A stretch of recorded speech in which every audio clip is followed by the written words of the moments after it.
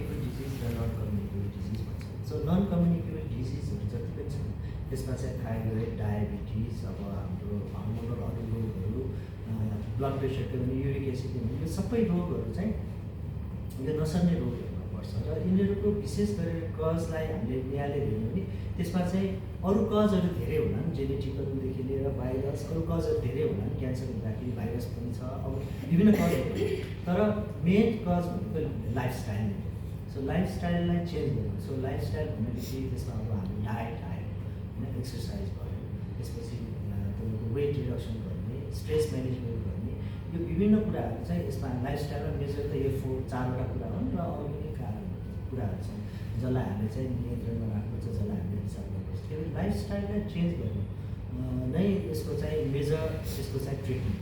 हामी चाहिँ रोग लागेको अझ हामी अर्को कुरा हेर्दाखेरि के हुन्छ, हामीले रोग लागेपछि त्यसको उपचार गर्नुभन्दा अगाडि नै हामीले चाहिँ त्यसको उपचार गर्नुपर्छ। त्यो चाहिँ लाइफस्टाइल चेन्ज होइन। हामी डायबिटिज हुनुभन्दा पहिला नै यसको उपचार हामीले गर्नुपर्छ।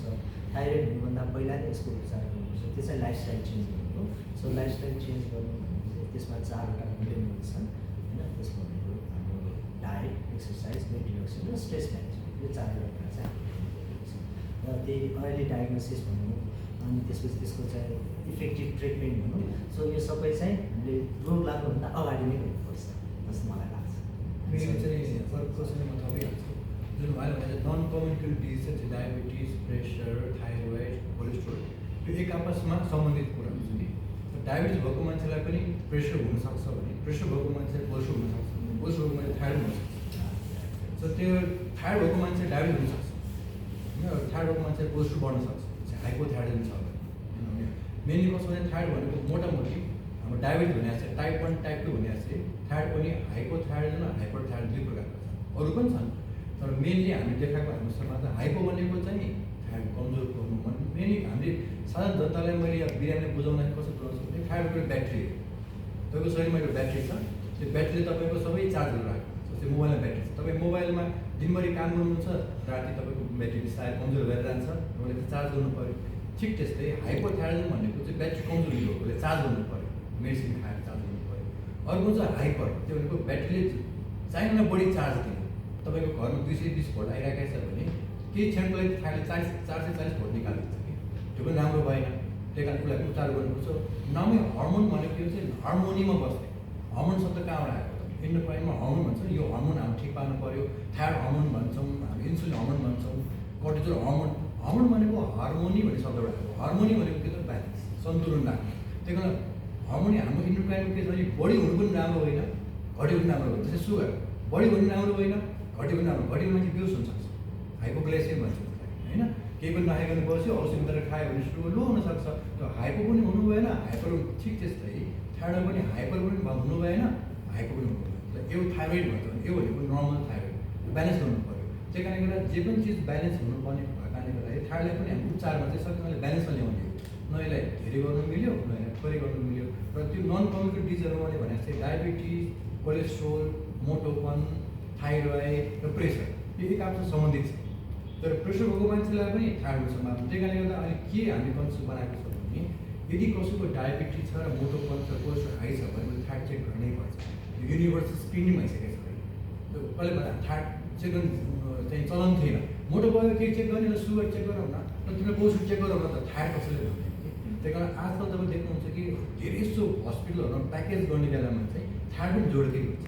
त्यही कारणले गर्दा यो जरुरी पनि छ, किन एउटा प्याकेज गर्दाखेरि मान्छेलाई चाहिँ थाइरोइड पनि एउटा गर्नुपर्छ है भनेर एउटा एवेरनेस नै जोगाउनलाई पनि एउटा एकदम महत्त्वपूर्ण।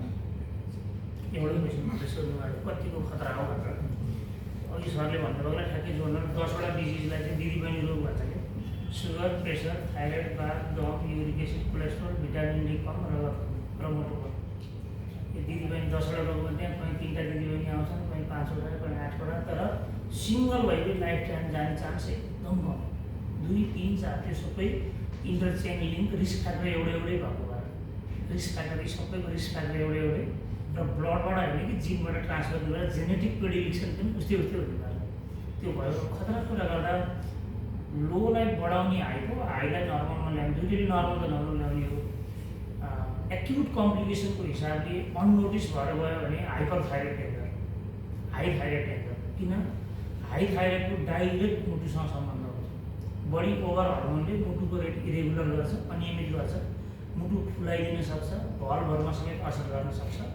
पहिलेदेखि प्रेसर अथवा सुगर भए हार्ट एट्याकको रिस्क पनि बढाउँछ, किनभने धड्कन छिटो हुन्छ, रेट रिलेटेड हार्ट एट्याक हुनसक्छ अक्सिजन कम हुन्छ। त्यसो भएको भएर थाइरोइड हाई चाहिँ बडी डेन्जर भनेको हर्मोन ओभर प्रोडक्सन पनि बढिदिन्छ। अब स्लोली गर्न सक्ने असरको प्रभावले ओभरअल लाइफ टाइम खानुपर्ने हिसाबमा हाई थाइरोइड कहिलेकाहीँ के हुन्छ 10 देखि 15 महिना औषधि खाएर राम्रो भएर हराउने हुन्छ। कहिलेकाहीँ रेडियो आयोडिन थेरापी गरेर त्यसको चाहिँ मेन कोज हटाएर त्यसलाई लोमा लैदिन सकिन्छ। त्यो हिसाबले उपचारको हिसाबले फेरि त्यो कहिलेकाहीँ सरल ढङ्गले उपचार हुन्छ। तर हाइपो चाहिँ तपाईँको ज्यानमा बनेको छैन होइन, या त तपाईँको थाइरोइड निष्क्रिय भएर बने होइन, या त तपाईँको थाइरोइडको विरुद्धमा तपाईँको ज्यानमा एन्टिबडी उत्पादन भयो नजानिकन नि सकिन्छ। जस्तो हामीले कहिलेकाहीँ जिब्रोलाई दाँतले टोकिन्छ, जाँडरले टोकिन्छ, सेम टाइपको अटोइम्युन एन्टिबडी हाम्रो शरीरमा उत्पादन भयो भने त्यस्ता व्यक्तिहरूको उपचार लाइफ लङ जान्छ। त्यसो भएर लाइफ लङ बर्डनको हिसाबले माइल्ड सिम्पटम भए पनि हुनसक्ने लङ टर्म रिस्क चाहिँ लोमा बढी भयो। सर्ट टर्म र इमिडिएट कम्प्लिकेसन चाहिँ फेरि हाई थाइरोइड हुने हो। अल्टिमेटली सरले भनेको थियो हर्मोनल ब्यालेन्स गर्ने हो। र हामीले थाइरोइडको कुरा गर्दा हामीले मेडिकल थाइरोइड डिजिजको कुरा बढी गऱ्यौँ फेरि 10% केसहरूमा चाहिँ थाइरोइडमा देखिने नोडुलहरू, गिर्खाहरू, गलगाडहरू चाहिँ क्यान्सरमा बदलिन सक्ने, ती मल्टी नोडुलर गोइटर भएर फेरि हाम्रो घाँटीमा भएका मेजर नसाहरू रगतका नलीहरूलाई स्नायुलाई च्याप्न सक्ने हुनसक्छ। त्यस्तोमा चाहिँ विशेष गरी भोइस चेन्ज भयो, वेट लस भयो, आवाजमा चेन्ज आयो, स्वर गयो होइन, आँखामा पक्रियो, हर्टमा पक्रियो भने चाहिँ थाइरोइडले अरू सिस्टममा पक्रियो भने चाहिँ र त्यो थाइरोइड हर्मोनको हाई अथवा लोको ब्याकग्राउन्डमा नोडुल पनि देखियो भने त्यो नोडुललाई चाहिँ अल्ट्रासाउन्ड, थाइरोइडको अल्ट्रासाउन्ड अथवा एफएनएसी अथवा बायोप्सी यो तीनवटै पनि जरुरी पर्न सक्छ। त्यो अथवा स्क्यान, थाइरोइड स्क्यान गरेर अल्टिमेट डायग्नोसिससम्म लैजानुपर्छ। यो प्रतिशत कम छ र यो समस्या पनि छ। हामी फेरि मोस्टली त मेडिकल म्यानेजमेन्ट गर्ने टिम भयो दिनु भनेको, त्यही भएर हामीले सर्जिकल पार्ट पनि हामीले बिर्सन्छौँ।